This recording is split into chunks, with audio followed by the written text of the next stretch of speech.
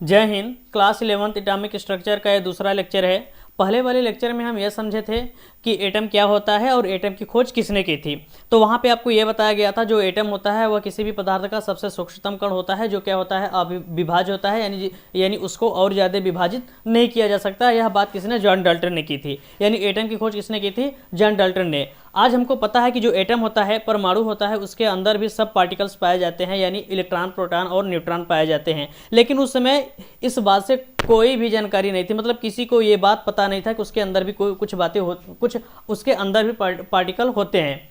तो देखिए, आज हम ये समझेंगे दूसरे लेक्चर में, आज ये समझेंगे डिस्कवरी ऑफ इलेक्ट्रॉन, यानी इलेक्ट्रॉन की खोज के बारे में समझेंगे। इलेक्ट्रॉन की जो खोज हुई थी उसमें बहुत सारे वैज्ञानिकों का हाथ था, और उसमें अगर माने तो सबसे महत्वपूर्ण जो योगदान रहा वह माइकल फैराडे का था। माइकल फैराडे ने क्या किया कि एक पात्र में विद्युत अपघट्य का कोई विलयन लिया। जैसे मान लेते हैं क्या है, NH4Cl है, NH4Cl हो गया, या फिर मान लेते हैं NaCl हो गया। कुछ इस तरीके का विद्युत अपघट्य, यानी विद्युत अपघट्य का कोई जलीय विलयन लिया, और इसमें क्या किया कि दो धातु की प्लेटें डुबा दी, और उन दोनों धातु की प्लेटों को क्या किया, किसी वोल्टेज यानी विद्युत सप्लाई से क्या किया, जोड़ दिया। अब जब इसमें विद्युत धारा प्रवाहित की गई तो इन प्लेटों पे क्या हुआ, अवक्षेपण और निक्षेपण प्राप्त हुआ। तो इसके आधार पे इन्होंने क्या किया कि इसमें जब विद्युत सप्लाई किया तो इसमें विद्युत रासायनिक क्रिया हुई, और विद्युत रासायनिक क्रिया के दौरान जो धातु की प्लेटें थी उस पर किसी पे अवक्षेपण हुआ, किसी पे निक्षेपण हुआ। तो इसके आधार पे इन्होंने क्या किया, दो नियम दिया। पहला नियम था फैराडे के विद्युत अपघटनी का प्रथम नियम, और दूसरा क्या था कि फैराडे के विद्युत अपघटनी का द्वितीय नियम। जहाँ पे ये फैराडे का विद्युत अपघटनी का जो द्वितीय नियम था उस पे मतलब उनका यह मानना था कि इसके अंदर भी कुछ और पार्टिकल हैं, उस परमाणु के अंदर भी सब पार्टिकल्स हैं जो पॉजिटिव और निगेटिव से मिलके बना है, और उन्हीं के वजह से इसमें क्या हो रहा है कि जो चार्ज हो रहा है उसका आदान प्रदान हो रहा है, क्योंकि चार्ज के आवागमन से क्या होता है, विद्युत सप्लाई होती है। तो इनका मानना यही था कि ये जो विद्युत अपघट्य परमाणुओं से मिलके बना है, उस परमाणु के अंदर भी कुछ न कुछ पार्टिकल हैं जिसपे प्लस और माइनस दोनों है, लेकिन ये कंफर्म नहीं कर पा रहे थे कि उस पर इलेक्ट्रॉन ही होगा या फिर प्रोटॉन ही होगा। क्योंकि आज हमको पता है इलेक्ट्रॉन प्रोटॉन है, लेकिन उस समय जब ये 19वीं या 19वीं सदी चल रही थी तो उस समय इस बात से कोई भी मतलब यह बात किसी को पता नहीं था। अब इसके बाद क्या हुआ, ये इलेक्ट्रॉन की खोज में इनका बहुत बड़ा योगदान था। देखिए, 1830 में माइकल फैराडे के एक्सपेरिमेंट के बाद कौन आए? क्रुक्स आए, विलियम क्रुक्स आए। उसके बाद क्या हुआ कि 1879 ईस्वी में विलियम क्रुक्स आ गए, और विलियम क्रुक्स ने अपना प्रयोग किया। ये जो प्रयोग किए थे वह विद्युत विसर्जन नली में क्या किया था, प्रयोग किया था। ये विद्युत विसर्जन नली क्या होती है कि 60 सेंटीमीटर, ये क्या किया, कांच का एक खोखला टाइप का क्या लिया, ट्यूब लिया, नली लिया, और इस नली के अंदर दो ठो धातु की प्लेटें रखी। जो धातु की प्लेटें थी इसको विद्युत सप्लाई से क्या किए, जोड़ दिए। जो विद्युत सप्लाई था, जो धातु की प्लेट थी, धातु की एक प्लेट को विद्युत सप्लाई के ऋण से तथा दूसरे प्लेट को विद्युत सप्लाई के धन सिरे से जोड़ दिया गया। जिसको ऋण सिरे से जोड़ा गया था उसको कैथोड, और जिसको धन सिरे से जोड़ा गया था उसको एनोड कहा गया। क्या कहा गया? एनोड। यानी इसमें ये जो नली है इसमें दो ठो प्लेट थी, एक ठो एनोड सिरा, एक ठो कैथोड सिरा। अब इसके अंदर जो नली है, नली के अंदर के वायु का जो दाब था उसको कम करने के लिए यहाँ पे एक तो वैक्यूम पंप लगाया गया। वैक्यूम पंप क्या करता है यार कि जो नली था, नली के भीतरवा में जो हवा रहता है ना, उसको खींच के क्या करता है, बाहर निकाल देता है। और ये जो नली थी, नली के एनोड के साइड, ये जो एनोड था, एनोड साइड की ये जो नली थी, नली की दीवार पे क्या रखे थे, एक फ्लोरोसेंट पदार्थ मतलब ये जिंक सल्फाइड क्या किए थे, इस पे पदार्थ के लेप किए थे जिंक सल्फाइड का। और ये जो एनोड था, एनोड को परफोरेटेड बनाया। परफोरेटेड का मतलब क्या है कि ये जालीनुमा था, कुछ छिद्रित था। छिद्रित क्यों किया अभी आपको समझ में आ जाएगा। एनोड को छिद्रित बनाया था, ऐसा क्यों, अभी आपको समझ में आ जाएगा। और उसके बाद ये पूरा जो अरेंज था इसको कहा गया विद्युत विसर्जन नली। क्या कहा गया? विद्युत विसर्जन नली। इसमें ये क्या किए, अपना प्रयोग किए। प्रयोग में क्या किए कि सबसे पहले इसका जो प्रेशर था उसको नॉर्मल रखा, सामान्य दाब रखा, सामान्य दाब।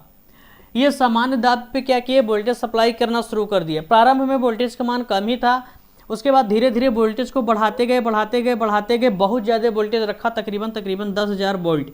कितना? 10,000 वोल्टेज तक ये पहुँच गए, फिर भी इसमें कुछ भी नहीं हुआ, कुछ भी घटना नहीं हुई। उसके बाद क्या किए कि ये कुछ नहीं किए, ये जो इसका प्रेशर था इसको क्या किए, कम करना शुरू कर दिए। अब ऐसा क्यों करना शुरू कर दिया? चूंकि ये वैज्ञानिक थे, इनका एक्सपेरिमेंट चल रहा था, तो इनको चीज़ें पता था क्या करना है क्या नहीं करना है।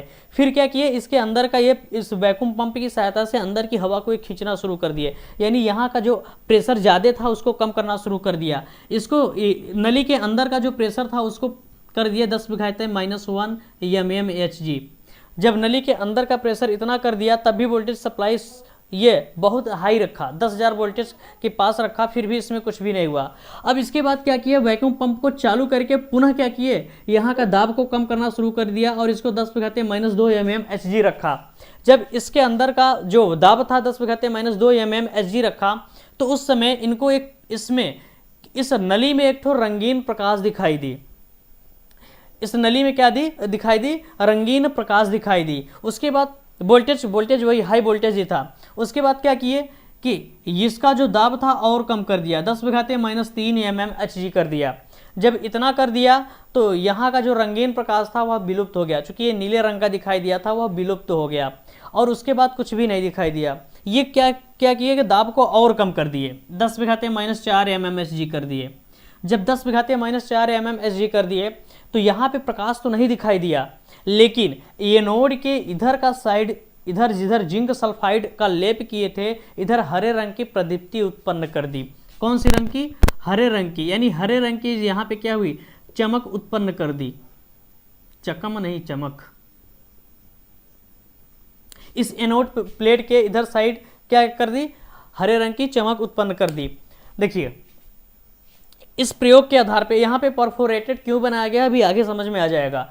अब इसके आधार पे ये जब एक्सपेरिमेंट किए और इस एक्सपेरिमेंट के आधार पे ये निष्कर्ष निकाले। निष्कर्ष क्या निकाले कि इनका पहला निष्कर्ष ये था कि समान दाब पर उच्च विद्युत धारा प्रवाहित करने पर विद्युत धारा प्रवाहित नहीं होती। पहली बात वही कि जब नॉर्मल प्रेशर था तो इसमें विद्युत सप्लाई किए थे तो उसमें कुछ भी नहीं हुआ था। उसके बाद क्या किया कि दाब को 10⁻⁻2 ATM, 10⁻⁻2 ATM नहीं, mmHg, 10⁻⁻2 mmHg कर देने पर गैस जो था, जो इसमें चूंकि हवा तो रहा होगा, हवा के पार्टिकल रहे होंगे, यानी गैस के पार्टिकल रहे होंगे, उसमें क्या हुआ, ये जो गैस के पार्टिकल बचे थे थोड़े बहुत, उसमें क्या हुआ, ये विद्युत के चालक बन गए और इसमें विद्युत सप्लाई शुरू हो गई तथा नली में रंगीन प्रकाश उत्पन्न हुआ। और इस नली में क्या हुआ, एक रंगीन प्रकाश उत्पन्न हुआ। तीसरा क्या है कि जब दाब को 10⁻⁻4 mmHg रहेगा,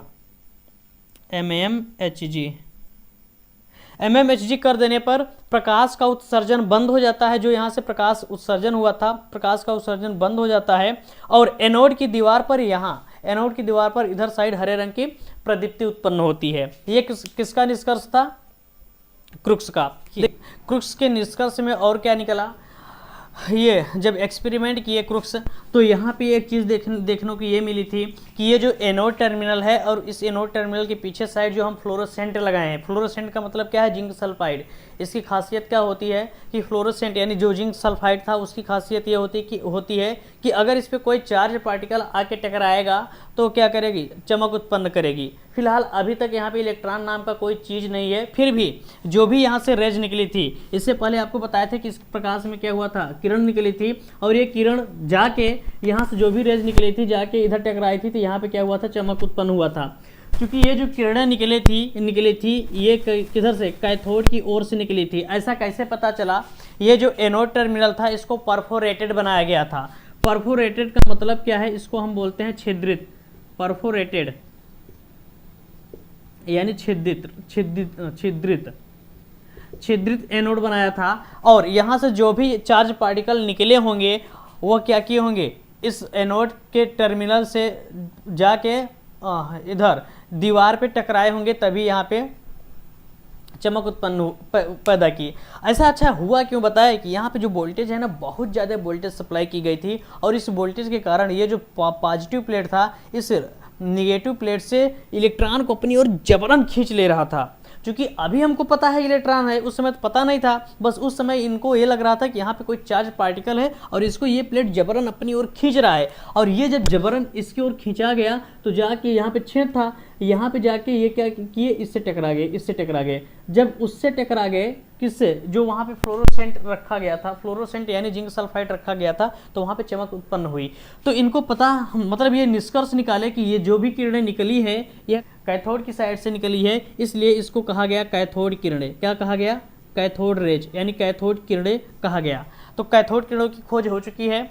कैथोड किरणों की खोज कब? ये विद्युत विसर्जन नलिका में इतना तामझाम करने के बाद क्या हुआ कि इधर फ्लोरोसेंट रखा गया था, उधर चमक पैदा हुई, तो इस कारण इस आधार पे कहा गया कि ये जो चार्ज पार्टिकल है कैथोड से एनोड की ओर जा रही है, इसलिए इस किरण को, जो इसमें अभी किरण पुंज दिखाई दी थी, यानी प्रकाश, नीले रंग की प्रकाश दिखाई दी थी, उसे क्या कहा गया? कैथोड किरण कहा गया। और इस कैथोड किरण का अध्ययन कौन किया? जे.जे. थॉमसन। कौन? जे.जे. थॉमसन। चलिए समझते हैं कैथोड किरणों के गुण क्या क्या होते हैं।